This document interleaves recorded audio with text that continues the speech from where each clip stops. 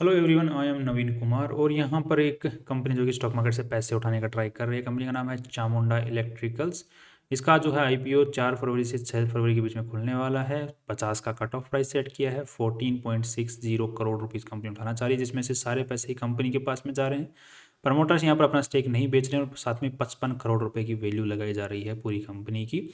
97% share holding थी। Promoter जिन्होंने company को स्टार्ट किया है उनके पास में आईपीओ से पहले और आईपीओ के बाद में 71-72% के आसपास में रह जाने वाली है। That's again good.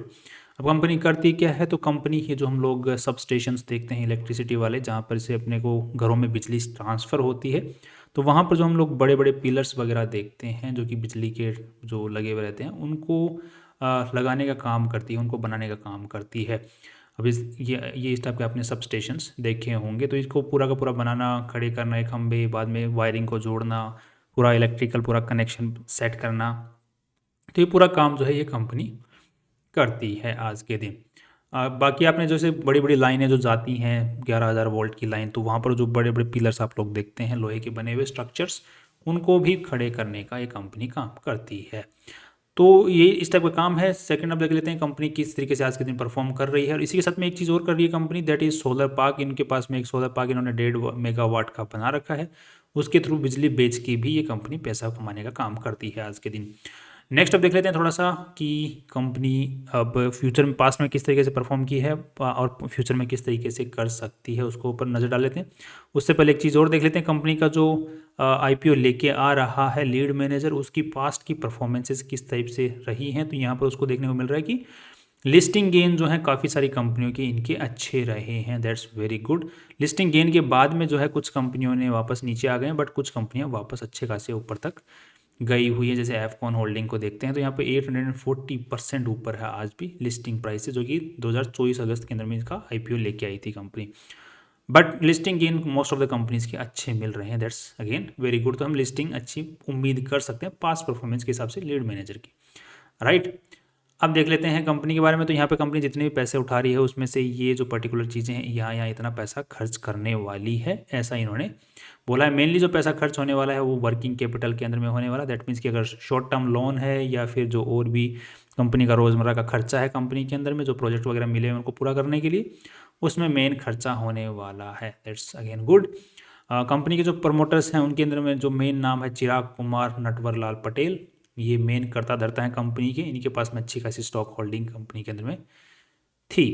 कुछ खास केसेस वगैरह आज के दिन नहीं देखने को मिल रहे हैं कंपनी पे। साथ में ही कैपिटल एक्सपेंडिचर, जैसे कि कंपनी ने बोला कि हम कुछ कैपिटल एक्सपेंडिचर मतलब कुछ अप्लाइंसेज वगैरह कंपनी खरीदना चाहती है, तो उसके अंदर में 84 लाख रुपीज़ कंपनी खर्च करने वाली है।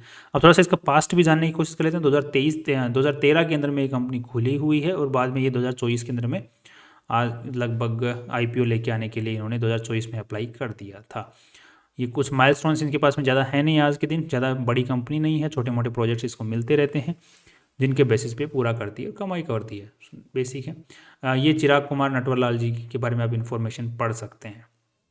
कंपनी का जो लोगो है CEPL, ये रजिस्टर्ड है आज के दिन, जो कि कंपनी के नाम पे ही रजिस्टर्ड है। 637 लोग आज के दिन इसके अंदर में काम करते हैं। बिकॉज काम जो है, जो खंबे वगैरह खड़े करने का जो काम है, तो वो जो एम्प्लॉयज़ हैं वो उनको काम में लेती है। तो अनस्किल्ड लेबर जो है ज़्यादा कंपनी के साथ में काम करती है। नेक्स्ट अब देख लेते हैं कंपनी का जो गवर्नमेंट जो कॉन्ट्रैक्ट मिलते हैं वो गवर्नमेंट से मिलते हैं। तो इनके जो क्लाइंट्स होंगे वो लिमिटेड क्लाइंट्स आज के दिन हैं, बिकॉज छोटे से एरिया में आज के दिन काम कर रही है, लिमिटेड क्लाइंट्स हैं। तो टॉप 5 क्लाइंट से ही इनका ओवरऑल रेवेन्यू निकल के आ जाता है। यहाँ पे आप कुछ और फोटोज़ इनकी देख पाएंगे। अब थोड़ा सा हम लोग कंपनी अगर प्रॉपर्टीज़ की हम लोग बात करते हैं, तो कंपनी कोई भी प्रॉपर्टी ओन आज के दिन नहीं करती। जो भी ऑफिस वगैरह हैं इनके सारे लीज पर हैं। अब थोड़ा सा हम लोग कंपनी के RHP के अंदर बैलेंस शीट को भी समझ लेते हैं, कितना पैसा इसमें लगा हुआ है। तो 18 करोड़ रुपए इस कंपनी में पूरी में लगे हुए हैं, जिसमें से इन्वेस्टर्स का जो पैसा है दैट इज़ अराउंड 11 CR। उसके अलावा जितना भी पैसा लगा हुआ है 18 करोड़ 11 करोड़, तो उससे लगभग 7 करोड़ रुपए के आसपास में वो सारा उधारी का पैसा लगा। और ये पैसा कहाँ लगा हुआ है, तो प्रॉपर्टी प्लांट एंड इक्विपमेंट में ही मेनली, जो इक्विपमेंट्स हैं उनके अंदर में मेनली सबसे ज़्यादा पैसा लगा हुआ है। नेक्स्ट कंपनी का बाकी जो है ट्रेड रिसीवेबल अच्छा खासा बना हुआ है। उस गवर्नमेंट के प्रोजेक्ट्स हैं, गवर्नमेंट के प्रोजेक्ट्स ठीक ठाक टाइम लगा के आते हैं। तो यहाँ पर मुझे थोड़ा सा दिक्कत भी नज़र आता है, बिकॉज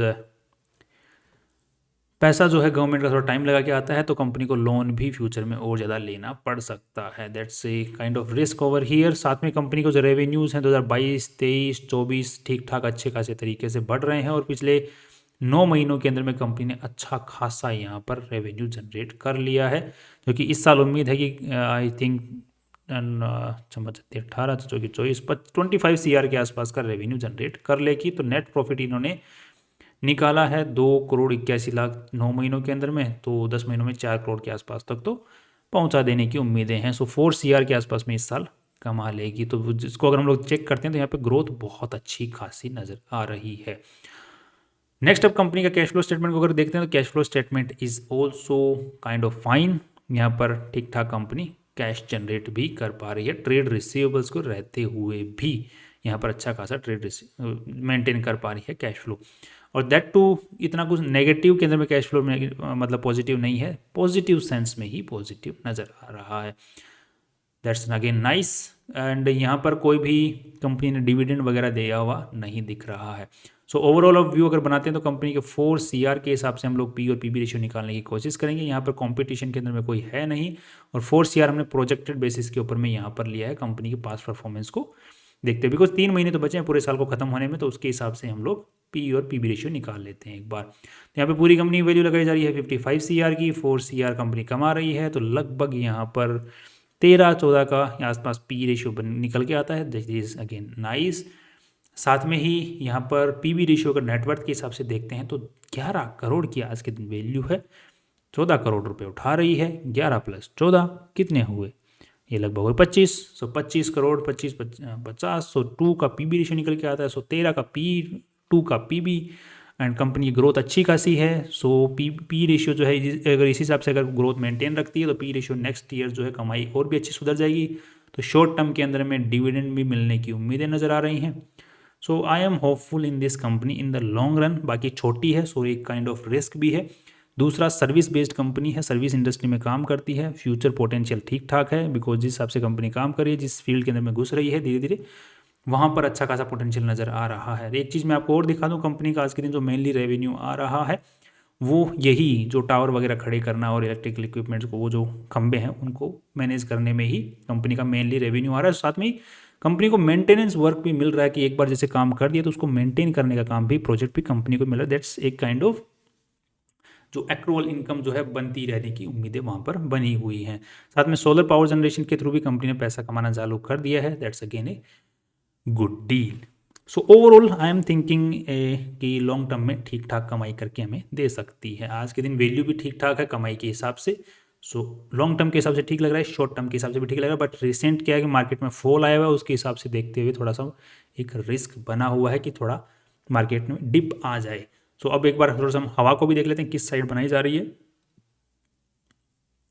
तो यहाँ पे हवा अभी तक तो कुछ है नहीं। अगर यहाँ पे मोर देन 50% मिलती है तो हम लोग लिस्टिंग गेन की भी उम्मीदें कर सकते हैं, क्योंकि लीड मैनेजर पुराने लिस्टिंग गेन्स अच्छे रहे पुराने आईपीओस की, इसकी भी अच्छी रहने की उम्मीदें हैं जैसे कि हमने अभी एनालाइज किया।